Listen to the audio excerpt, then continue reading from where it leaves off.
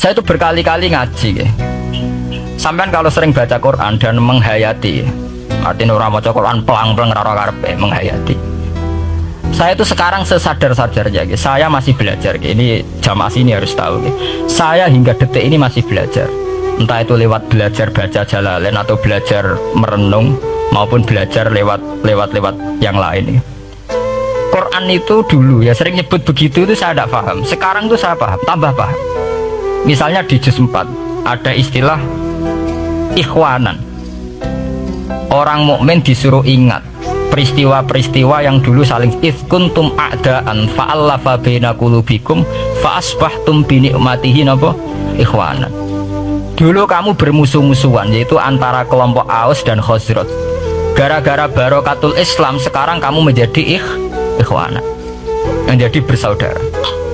Sampean kalau melihat TV merunut konflik di Irak, sering ada bom bunuh diri, itu kan ada asal usulnya. Memang sekarang orang menimpakan kesalahan itu pada pasukan multinasional yang dipimpin Amerika dan Inggris, tapi sebetulnya ada usul-usulnya. Sampai Amerika bisa masuk karena orang Irak tidak ikhwanan, tidak apa, yaitu ada Syiah, ada Sunni, mereka saling menikam, saling bunuh, sehingga karena ada ikhwanan ini pihak ketiga masuk, yaitu tentara multinasional. Makanya saat di Jogja ditanya cara jenengan sebuti menyangkut Ahmadiyah, menyangkut konflik di Jakarta, saya bilang sekarang setiap orang bikin from apa forum, yaitu baik kalau niatnya baik-baik. Tapi andaikan saya ditanya Tuhan nanti, hak kowe iku kelompok apa? Pokoknya angger NU atau Muhammadiyah aja mayoritas, kamu milih salah sitok itu. Bukan karena mau saya oportunis milih yang besar, itu lebih baik, lebih maslahat. Karena kalau setiap orang merasa benar bikin kelompok sendiri akan menjadi kelompok banyak. Dan saat menjadi kelompok banyak, tentu konfliknya lebih tidak terpola, tidak apa? Umpama Hasim tukaran Bedin Samsudin itu terpola. Tapi nak anggur uang rasa di ketua dua tidak terpola. Bagaimanapun ikhwanan harus disyukuri, ya, dalam kondisi berteman. Sebab itu Nabi sering ngendikan ilzamu jamaahirul muslimin wa man sadda saddafin. Mbok kamu itu ikut kelompok mayoritas saja. Jamaahirul muslimin cara bahasa netralnya, mbok ya kamu itu ikut kelompok mayoritas saja.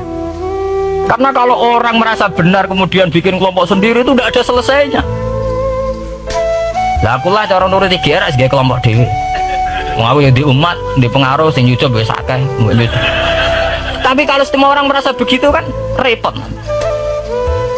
Mursyid di kelompok dewi, tukang toreko di kelompok dewi, tukang ngaji di kelompok dewi. Model kitab pirang-pirang sesuai jamaah Jalalain, jamaah Mu'in, jamaah Fathul Wahab, sing iso ngaji, jamaah tahlil, jamaah istighosah. Ora ono bare itu.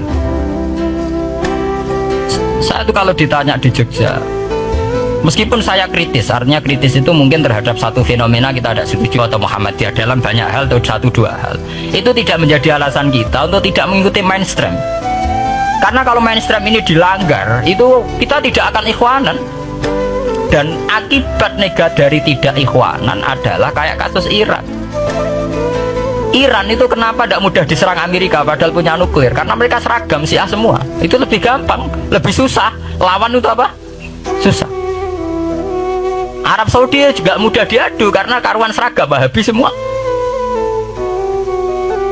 Kita tidak bicara itu ya akidah. Mungkin kamu bisa debat Wahabi itu benar apa enggak. Tapi karena relatif aman, nggak diacak. Indonesia juga gitu. Kenapa tidak banyak konflik? Karena orang itu Islamnya kalau udah NU ya Muhammadiyah. Buat cocok boleh milih. Itu lebih mudah ketimbang ada faksi-faksi baru kemudian stabilitas menjadi tambah kacau. Makanya kalau niku saya loh ya, saya pribadi menghimbau melihat ayat itu dihitung Tuhan sampai Allah ngendikan apa ifkuntum a'daan fa'allafa baina qulubikum fa'asbahtum bi ni'matihi napa. Kekuatan sebuah negara itu bukan karena senjatanya canggih, tapi karena rakyatnya tidak bentrok. Ya bayangkan kayak Indonesia, andai kan Jawa itu mayoritas Islam, kemudian mereka ingin mendirikan negara Islam, NTT merasa tidak diwongke terus keluar dari Indonesia, nanti Maluku Ambon juga gitu, daerah-daerah yang Islamnya tidak mayoritas begitu.